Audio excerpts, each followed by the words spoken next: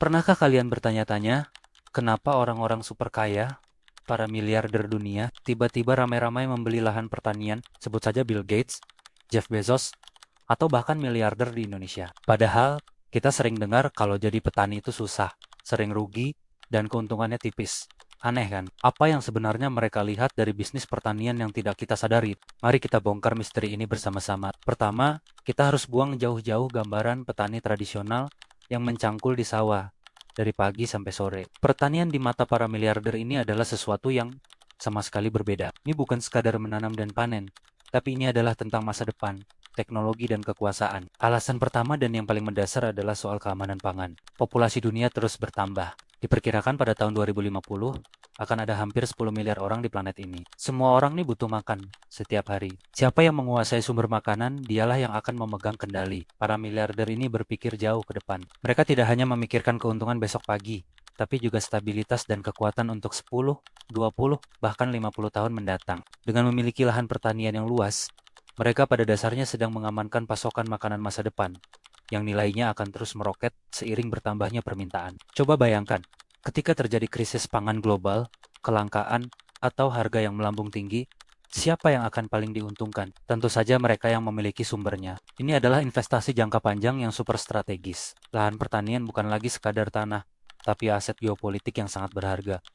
Alasan kedua adalah teknologi. Inilah bagian yang paling seru. Para miliarder ini tidak masuk ke pertanian untuk melakukan hal yang sama seperti yang sudah dilakukan selama ratusan tahun. Mereka datang dengan modal raksasa dan pola pikir teknologi. Mereka melihat pertanian sebagai sebuah industri yang siap untuk didisrupsi, sama seperti taksi didisrupsi oleh aplikasi online atau toko fisik oleh e-commerce. Mereka menggelontorkan dana miliaran dolar untuk riset dan pengembangan di bidang yang disebut agritech atau teknologi pertanian. Apa saja contohnya? Ada pertanian presisi yang menggunakan drone, sensor, dan citra satelit untuk memantau kesehatan tanaman secara real time. Drone bisa menyemprotkan pupuk atau pestisida hanya di area yang membutuhkan, bukan di seluruh lahan. Ini sangat efisien, menghemat biaya, dan ramah lingkungan. Lalu ada robotika, traktor yang bisa membajak sawah sendiri tanpa sopir, robot yang bisa memanen buah dengan presisi tinggi tanpa merusaknya. Bahkan ada teknologi untuk membedakan mana gulma dan mana tanaman, lalu membasmi gulma secara otomatis. Semua ini mengurangi ketergantungan pada tenaga kerja manusia yang semakin mahal dan sulit didapat, sekaligus meningkatkan hasil panen secara dramatis. Belum lagi soal rekayasa genetika dan bioteknologi. Mereka berinvestasi pada pengembangan benih unggul yang tahan hama, tahan kekeringan, dan memiliki nilai gizi lebih tinggi. Bayangkan tomat yang bisa disimpan lebih lama, atau padi yang bisa tumbuh di lahan yang sedikit air. Ini bukan lagi fiksi ilmiah. Ini sedang terjadi sekarang, dan para miliarder berada di garis depan revolusi ini. Mereka melihat potensi keuntungan luar biasa dari penjualan benih, teknologi, dan paten-paten ini di masa depan. Alasan ketiga adalah diversifikasi investasi dan nilai aset. Orang super kaya tahu betul pentingnya menaruh telur di banyak keranjang. Mereka tidak hanya berinvestasi di saham, teknologi, atau properti perkotaan. Tanah, terutama lahan pertanian yang produktif, adalah aset fisik yang nilainya cenderung stabil dan terus meningkat seiring waktu. Tidak seperti saham yang bisa anjlok dalam semalam. Tanah akan selalu ada di sana. Selain itu, memiliki lahan pertanian yang luas juga memberikan keuntungan lain, seperti potensi pengembangan energi terbarukan. Lahan yang sangat luas bisa dimanfaatkan untuk membangun ladang panel surya atau turbin angin, menciptakan sumber pendapatan tambahan. Beberapa bahkan melihatnya sebagai peluang untuk bisnis kredit karbon, di mana mereka dibayar karena menjaga lahan tetap hijau dan menyerap karbon dioksida dari atmosfer. Jadi, satu aset lahan bisa menghasilkan berbagai macam keuntungan dari berbagai sektor.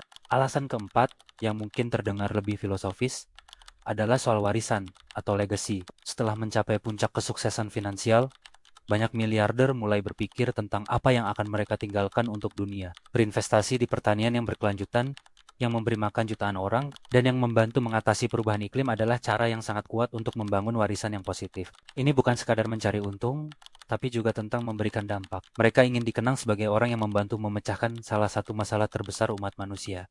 Bagaimana cara memberi makan dunia secara berkelanjutan. Ini memberikan mereka tujuan yang lebih besar dari sekadar menumpuk kekayaan. Bagi mereka, ini adalah babak baru dalam perjalanan hidup mereka. Jadi, kalau kita rangkum, mengapa para miliarder berbondong-bondong menjadi petani modern? Karena mereka tidak melihat cangkul dan kerbau. Mereka melihat data, teknologi, keamanan pangan global, dan sebuah peluang bisnis raksasa yang belum tergarap sepenuhnya. Mereka melihat pertanian sebagai the next big thing, sebuah industri fundamental yang akan menentukan nasib peradaban manusia. Mereka mengubah pertanian dari sektor yang dianggap kuno menjadi sebuah arena inovasi teknologi tinggi yang super canggih. Sementara kita mungkin melihat risiko gagal panen dan harga yang tidak menentu. Mereka melihat peluang untuk mengendalikan pasokan pangan, menciptakan teknologi baru, dan membangun kerajaan bisnis yang akan bertahan selama beberapa generasi. Ini adalah sebuah pergeseran besar yang harus kita sadari. Revolusi pertanian modern sedang berlangsung, dipimpin oleh para visioner berduit ini. Mungkin ini bisa menjadi inspirasi bagi kita semua, terutama generasi muda, untuk melihat pertanian dengan cara yang baru, bukan sebagai pekerjaan kelas 2, tapi sebagai bidang yang penuh dengan inovasi, teknologi, dan peluang luar biasa di masa depan. Jadi, lain kali kalian melihat berita tentang seorang miliarder membeli ribuan hektar lahan pertanian, jangan heran. Mereka tidak sedang iseng atau buang-buang uang. Mereka sedang memainkan sebuah permainan catur tingkat tinggi, dan taruhannya adalah masa depan makanan kita semua.